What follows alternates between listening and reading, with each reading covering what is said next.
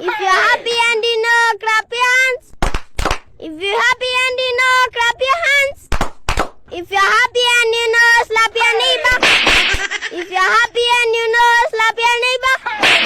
If you're happy and you know, kick your pastor. We, mtu ajaribu, mtajua niliona Drunken Master mara 8. Haya, ni wakati wa neno. Kama umesahau kutoa sadaka unaweza toa saa hii. Leo sitahubiri, nitafunza. Nataka kuonyesha venye vitu zinaharibu maisha yenu. Hapa niko na vitu 4 zenye wanadamu wanekaga ndani ya miili yao. Na hapa niko na wadudu 4. Hawa wadudu nitawagusha ndani ya hizi maliquid. Ukiona mdudu amesurvive, ujue hiyo ni kitu yako mzuri, unaweza tumia. Ya kwanza ni pombe, ya pili ni maji, ya tatu ni supu ya jaba, na ya 4 ni maji ya moshi ya sigara. Mdudu wa kwanza akagushwa kwa pombe, wa pili kwa maji ya moshi ya sigara, wa tatu akagushwa kwa maji, na wa 4 kwa supu ya jaba.